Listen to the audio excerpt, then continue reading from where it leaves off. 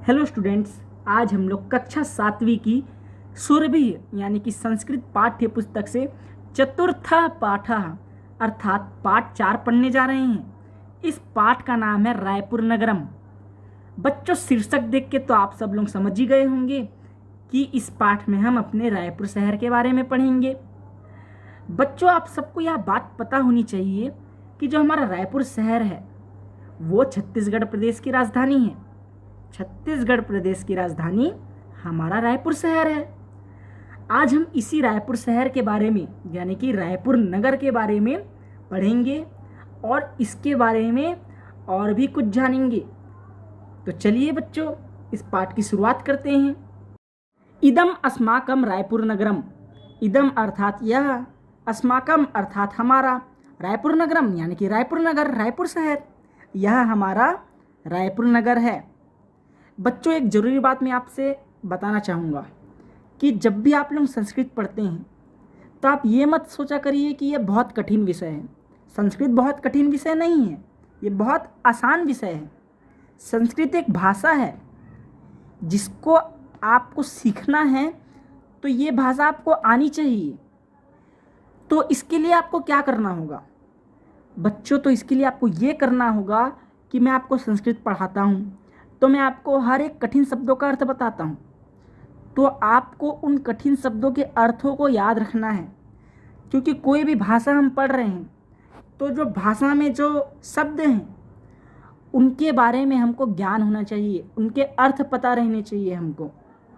तो मैं आपको संस्कृत पढ़ाता हूँ, मैं आपको कठिन शब्दों के अर्थ भी बताता हूँ, तो उन अर्थों को आपको याद करना है, जिससे कि क्या होगा कि आपको कठिन शब्दों के अर्थ पता चलेंगे तो आप उनको याद कर पाएंगे, मतलब याद रख पाएंगे। और आपको याद रहेगा तो आप बड़े ही आसानी से देखते साथ समझ जाएंगे। आप एक लाइन पढ़ेंगे, आपको पता चल जाएगा यहाँ क्या कह रहा है। क्योंकि ये जो भाषा है ना बच्चों, ये भाषा, इसको समझने के लिए सबसे ज़्यादा ज़रूरी है कि इसके जो शब्द हैं उनके अर्थ आप मालूम करो। उसके बाद आप सबसे पहले तो पढ़ना सीखो, आपकी संस्कृत कैसे पढ़ते हैं, उच्चारण कैसे करते हैं इसका। तो आपको क्या करना है, आपको कठिन शब्दों के अर्थ को समझना है, और अर्थ को समझने के लिए आपको क्या करना होगा, पाठ को ध्यान से समझना होगा, जैसा मैं आपको बता रहा हूँ। तो कहाँ पर थे? इदम अस्माकम रायपुर नगरम, यह हमारा रायपुर नगर है। खारुन नद्या तटे रायपुरम अस्ति। खारुन नद्या, नद्या यानी कि नदी, तटे अर्थात तट, रायपुरम यानी कि रायपुर, अस्ति अर्थात है। खारून नदी के तट पर रायपुर नगर है। जो हमारा रायपुर नगर है वो खारून नदी के तट पर बसा हुआ है। अब बोलोगे आप लोग खारून नदी कहाँ है? तो जो महादेव घाट में नदी बहती है ना बच्चों, वही खारून नदी है, वही है खारून नदी। तो खारून नदी के तट पर हमारा रायपुर शहर बसा हुआ है। छत्तीसगढ़ प्रदेशस्य राजधानी रायपुर नगरमस्ति। छत्तीसगढ़ प्रदेश की राजधानी रायपुर नगर है। जो छत्तीसगढ़ प्रदेश है हमारा, ये रायपुर तो शहर है, लेकिन जो हमारा प्रदेश है, हमारा राज्य है, वो क्या है? छत्तीसगढ़ है। और हर राज्य की राजधानी होती है, तो हमारे छत्तीसगढ़ राज्य की राजधानी क्या है? हमारा रायपुर शहर है। अस्य नगरस्य महत्वं प्राचीन कालादेव वर्तते। अस्य अर्थात इस, नगरस्य यानी कि नगर का, महत्वम यानी कि महत्ता, महत्व, अहमियत, इस नगर के जो महत्व है वो प्राचीन काल यानी कि बहुत पुराने समय से है। प्राचीन कालादेव लिखा है ना, इसका अर्थ होता है प्राचीन काल, और प्राचीन काल का अर्थ होता है बहुत पुराना, बहुत पुराने समय से है। इस नगर के महत्व बहुत पुराने समय से हैं। इयम नगरी तड़ागा नाम नगरी इति कथ्यते। इयम अर्थात इस, नगरी यानी कि नगर, शहर, तड़ागा नाम यानी कि तालाबों की, संस्कृत भाषा में तालाब को तड़ागा कहा जाता है। तो तड़ागा नाम लिखा है तो इसका अर्थ हो जाएगा तालाबों की। नगरी इति कथ्यते, नगरी ऐसा कहा जाता है। कथ्यते का हिंदी अर्थ होता है कहा जाता है। तो इस नगरी को, इस नगरी को मतलब कि हमारे रायपुर नगरी को तालाबों की नगरी कहा जाता है। अब आगे पढ़ते हैं। अत्र अष्टादशाधिकाः तड़ागाः सन्ति। अत्र यानी कि यहाँ, अष्टादशाधिका का हो जाएगा अर्थ 18 से अधिक। यहाँ 18 से अधिक तड़ागह यानी कि तालाब संति अर्थात है। यहाँ 18 से भी अधिक तालाब हैं। कहाँ पर? हमारे रायपुर शहर में। अभी हमने पढ़ा था ना, इसको तालाबों की नगरी कहा जाता है। इसलिए तालाबों की नगरी कहा जाता है क्योंकि यहाँ पे 18 से भी अधिक तालाब हैं।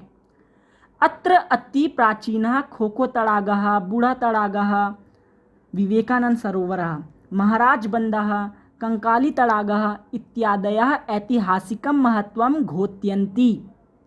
अत्र यानी कि यहाँ, अति, अति यानी कि बहुत, प्राचीनः यानी कि प्राचीन, पुराने, प्राचीन का हिंदी अर्थ होता है प्राचीन यानी कि पुराने, यहाँ बहुत पुराने खोखो तालाब, बूढ़ा तालाब जिसको विवेकानंद सरोवर भी कहते हैं, महाराज बंद तालाब, कंकाली तालाब इत्यादि, ये जो तालाब हैं इत्यादि। अब पूरे 18 तालाब के तो नाम नहीं लिखे हैं यहाँ पर, कुछ तालाबों के नाम लिख के इत्यादि लिख दिया गया है। तो इत्यादि जो तालाब हैं वो ऐतिहासिक महत्व सूचित करते हैं। घोषयन्ति का अर्थ होता है सूचित करना। कौन कौन से तालाब? अब देखो, आप लोग यदि ये सब तालाब नहीं देखे होंगे तो आपको अभी दिखना, स्क्रीन में दिखेगा, मैं नाम लूँगा तो दिखेगा आपको। यहाँ बहुत प्राचीन खोखो तालाब, बूढ़ा तालाब जिसको विवेकानंद सरोवर भी कहते हैं, महाराज बंद तालाब, कंकाली तालाब इत्यादि ऐतिहासिक महत्व को सूचित करते हैं। हमारे रायपुर शहर का ऐतिहासिक महत्व जो है उसको सूचित करते हैं। इयम नगरी छत्तीसगढ़ क्षेत्रस्य संस्कारधानी नगरी इति अभिधीयते। यह नगरी छत्तीसगढ़ क्षेत्रस्य यानी कि छत्तीसगढ़ क्षेत्र की संस्कारधानी नगरी ऐसा भी कहा जाता है। इस नगरी को यानी कि हमारे रायपुर नगरी को छत्तीसगढ़ क्षेत्र की संस्कारधानी नगरी कहा जाता है। अब अपन आगे पढ़ते हैं। अत्र दूधाधारी मठः, महामाया मंदिरम, कंकाली मंदिरम, जैतुसाव मठः, महादेव घट्टः, हटकेश्वर मंदिराणि अति प्राचीनानि सन्ति। यहाँ दूधाधारी मठ, महामाया मंदिर, कंकाली मंदिर, जैतुसाव मठ, महादेव घट यानी कि महादेव घाट, हटकेश्वर मंदिर अति प्राचीनानि सन्ति, बहुत पुराने हैं। यहाँ कौन कौन से मंदिर जो हैं बहुत प्राचीन हैं? दूधाधारी मठ, महामाया मंदिर, कंकाली मंदिर, जैतुसाव मठ, महादेव घाट, हटकेश्वर मंदिर, ये सब क्या हैं? बहुत पुराने हैं, बहुत प्राचीन हैं। ये शाम दर्शन मात्रेण हृदय शांति ही अनुभूयते। इनके दर्शन मात्र से, बस इनके दर्शन कर लेने से ही हृदय को शांति का अनुभव होता है, यानी कि हमारा जो हृदय है उसको शांति का आभास होता है।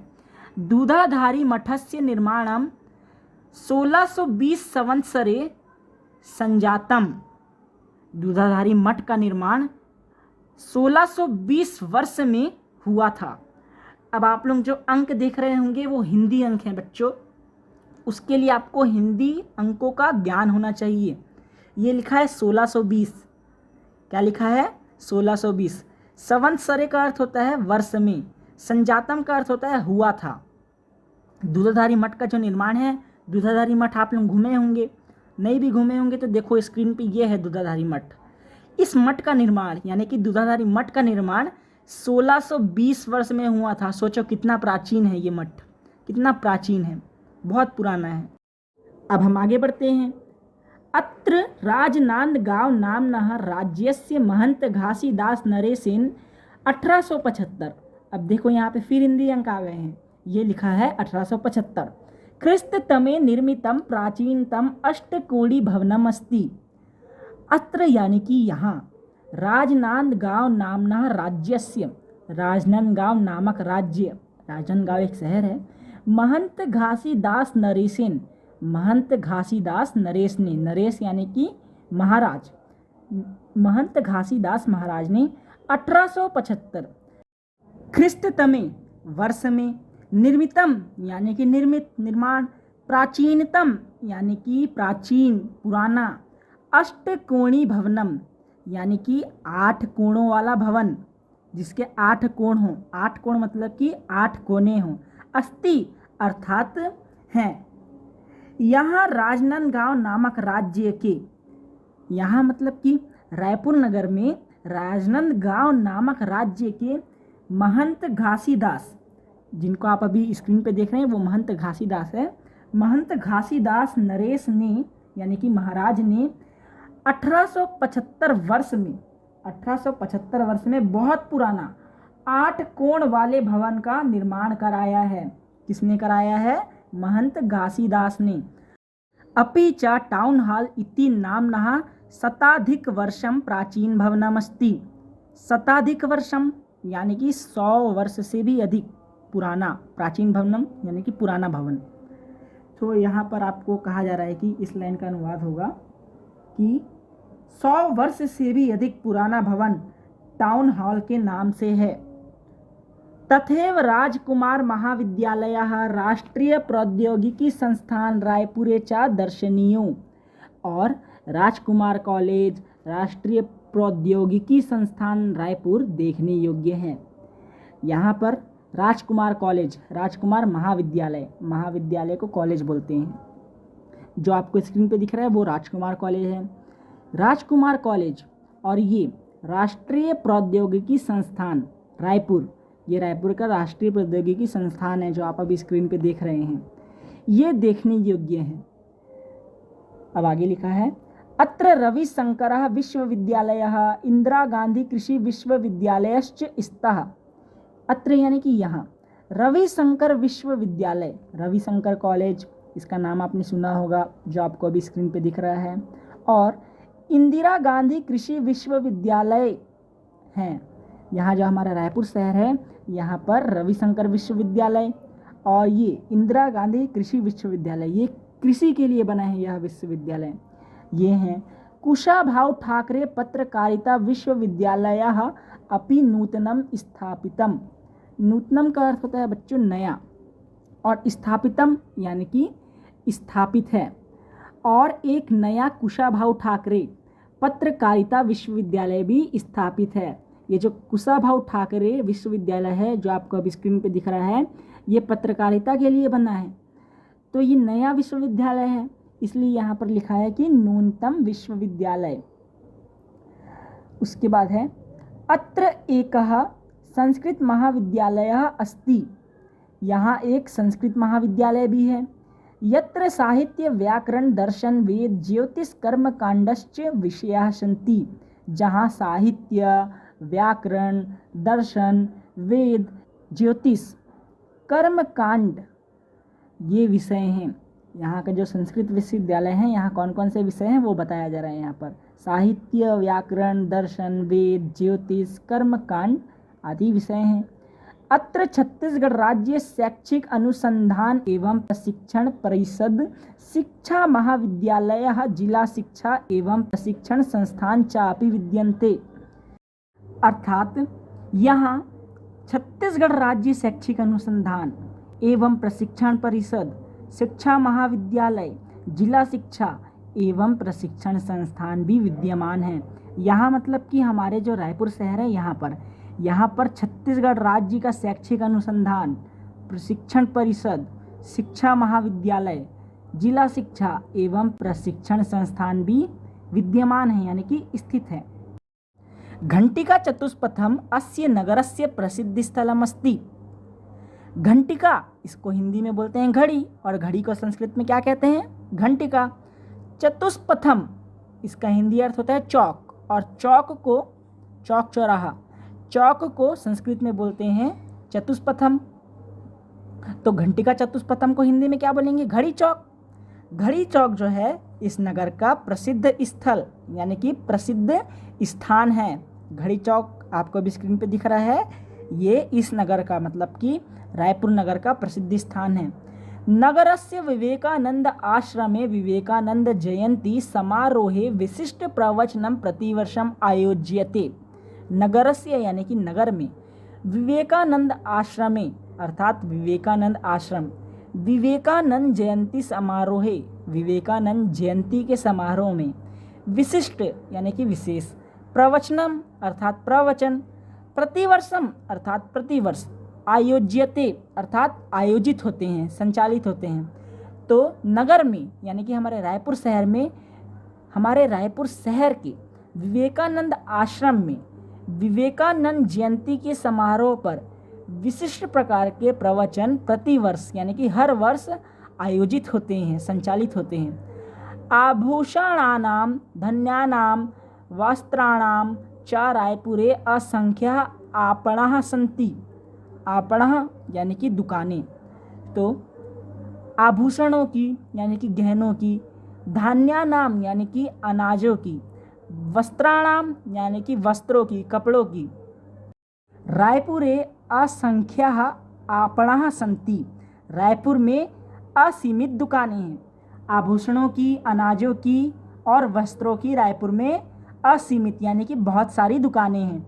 अत्र लोहोद्योगः प्रसिद्धः। यहाँ लोह उद्योग प्रसिद्ध है, यानी कि यहाँ का लोह उद्योग प्रसिद्ध है। हस्तशिल्पादयः नगरस्य शोभां वर्धयन्ति, अर्थात हस्तशिल्प आदि इस नगर की सुंदरता को बढ़ाते हैं। हस्तशिल्प की कला जो है वो इस नगर की शोभा को बढ़ाती है। खारुन नद्याः तटे प्रतिवर्षं कार्तिक पूर्णिमायां मेलापकः आयोज्यते। खारुन नद्याः यानी कि खारुन नदी, तटे यानी कि तट में यानी कि किनारा, प्रतिवर्षम अर्थात हर वर्ष, कार्तिक पूर्णिमायाम यानी कि कार्तिक माह की पूर्णिमा को, मेलापकः अर्थात मेला, आयोज्यते अर्थात आयोजित होता है। खारुन नदी के किनारे हर वर्ष कार्तिक माह की पूर्णिमा को मेला आयोजित होता है। कब होता है? कार्तिक माह की पूर्णिमा को। और कहाँ पर? खारुन नदी के किनारे, खारुन नदी के तट पर। इयम स्थली महादेव घाट इति नामना ख्याता। इयम यानी कि यह, स्थली यानी कि स्थान, नामना यानी कि नाम से, ख्याता अर्थात प्रसिद्ध है। यह स्थान मतलब कि जो खारुन नदी का तट है वह स्थान महादेव घाट के नाम से प्रसिद्ध है। रायपुर वासिनः उत्सव प्रियः सन्ति। रायपुर वासिनः यानी कि रायपुर में रहने वाले लोग, रायपुर वासी, रायपुर में रहने वाले लोग उत्सव प्रेमी हैं। प्रिय यानी कि प्रिय, उत्सवों को पसंद करते हैं। तत्र प्रतिवर्षं दुर्गोत्सवः, गणेशोत्सवः, ईदः, क्रिसमसः इत्यादयः उत्सवः सोत्साहं सौहार्दभावेन समायोज्यन्ते। यहाँ प्रतिवर्ष यानी कि हर वर्ष दुर्गा उत्सव, गणेश उत्सव, ईद, क्रिसमस इत्यादि उत्सव सोत्साहम यानी कि बड़े ही उत्साह से, सौहार्द भावेन यानी कि मित्र भाव से, समायोज्यन्ते यानी कि संचालित होते हैं। हमारे रायपुर शहर में हर वर्ष दुर्गा उत्सव, गणेश उत्सव, ईद, क्रिसमस आदि त्यौहार बड़े ही उत्साह के साथ, मित्र भाव के साथ आयोजित होते हैं। अत्र स्थः महंत घासीदास संग्रहालयः प्रसिद्धः। अत्र स्थः, अत्र का होता है मतलब यहाँ, और स्थः का मतलब होता है स्थित। तो अत्र स्थः का मतलब होगा यहाँ स्थित। महंत घासीदास संग्रहालय, जिसको इंग्लिश में बोलते हैं म्यूजियम, यहाँ स्थित महंत घासीदास संग्रहालय बहुत प्रसिद्ध है। अनेकानि क्रीड़ा केंद्राणि सन्ति। अनेकानि यानी कि अनेक क्रीड़ा केंद्राणि यानी कि खेलने का स्थान, स्टेडियम, सन्ति है, यहाँ अनेक खेलने के स्थान हैं। यथा सुभाष क्रीड़ा केंद्रः, रविशंकर क्रीड़ा केंद्रः, गास मेमोरियलः इति क्रीडांगणः नगरवासिनां क्रीड़ा प्रेमं दर्शयन्ति। यथा अर्थात जैसे, क्रीडांगण यानी कि खेल का मैदान जहाँ खेलते हैं, ग्राउंड, खेल का ग्राउंड, नगरवासिना यानी कि नगर के लोग, क्रीड़ा प्रेमम यानी कि क्रीड़ा के प्रति प्रेम, दर्शयन्ति यानी कि दर्शाते हैं। जैसे सुभाष स्टेडियम, रविशंकर स्टेडियम, गास मेमोरियल आदि खेल के मैदान यहाँ के नगरवासियों की यानी कि यहाँ रहने वाले लोगों की खेल के प्रति रुचि को प्रदर्शित करते हैं यानी कि दर्शाते हैं। नगरस्य व्यस्ततमः सर्वेषां प्रियं स्थानं हट्टं च गोलहट्टम् अस्ति। नगरस्य यानी कि नगर का, व्यस्ततमः यानी कि सबसे व्यस्त, सर्वेषां यानी कि सभी का, प्रियम अर्थात प्रिय, पसंदीदा, स्थानाम यानी कि स्थान, हट्टम यानी कि बाजार, गोलहट्टम यानी कि गोल बाजार, अस्ति अर्थात है। नगर का सबसे व्यस्त और सभी का पसंदीदा बाजार गोल बाजार है। बाल का नाम मनोरंजनाय नंदन काननम अस्ति, बालका नाम यानी कि बालकों का, मनोरंजनाय यानी कि मनोरंजन हेतु, नंदन काननम, काननम का अर्थ होता है वन, तो नंदन काननम का अर्थ होगा नंदनवन, अस्ति अर्थात है, बालकों के मनोरंजन हेतु नंदनवन है, यत्र आबाल वृद्धा मनोरंजनार्थम आगच्छन्ति, यत्र यानी कि जहाँ, आबाल वृद्धा यानी कि बालक से लेकर वृद्ध तक, बालक से लेकर वृद्ध तक मतलब कि बच्चे से लेकर बूढ़े तक, मनोरंजनार्थम मनोरंजन के लिए, आगच्छन्ति यानी कि आते हैं, जहाँ बालक से लेकर वृद्ध तक मनोरंजन के लिए आते हैं, कहाँ पर, नंदनवन में। तो बच्चों इस प्रकार हमने रायपुर शहर के बारे में चतुर्थः पाठ रायपुर नगरम में जाना। इस पाठ में हमने रायपुर के प्रसिद्ध जगहों के नाम के बारे में पढ़ा, प्रसिद्ध मंदिरों के बारे में पढ़ा, रायपुर शहर क्यों प्रसिद्ध है इसके बारे में भी पढ़ा। तो चलिए बच्चों अब हम चलते हैं इस पाठ में आए अभ्यास की तरफ। अभ्यास पढ़ाने से पहले मैं आपको ये कहना चाहूँगा कि इस पाठ में पहले से शब्दार्थ दिए हैं, हर पाठ में आपको शब्दार्थ दिए जाते हैं, उन शब्दार्थों को आपको याद करना है। उससे क्या होगा, आपको संस्कृत के कठिन शब्दों के अर्थ मालूम हो जाएंगे। तो अब हम चलते हैं अभ्यास की ओर। प्रश्न 1 है, निम्नलिखित प्रश्नों के उत्तर संस्कृत में दीजिए। अब आपको नीचे कुछ प्रश्न दिए गए हैं, उनको आपको केवल संस्कृत भाषा में उत्तर देना है, उनका उत्तर केवल आपको संस्कृत भाषा में देना है, हिंदी में नहीं देना है। हिंदी में आप उसको समझ सकते हैं लेकिन उसका जो उत्तर है आपको संस्कृत भाषा में ही देना है। क है, दूधाधारी मठस्य निर्माणम कदा संजातम, दूधाधारी मठ का निर्माण कब हुआ था। तो इसका उत्तर लिखेंगे आपकी, दूधाधारी मठस्य निर्माणम 1620 संवत्सरे संजातम, दूधाधारी मठ का निर्माण 1620 वर्ष में हुआ था। ख है, नगरस्य महत्वपूर्ण हट्टस्य नाम किमस्ति, नगर के महत्वपूर्ण बाजार का नाम क्या है।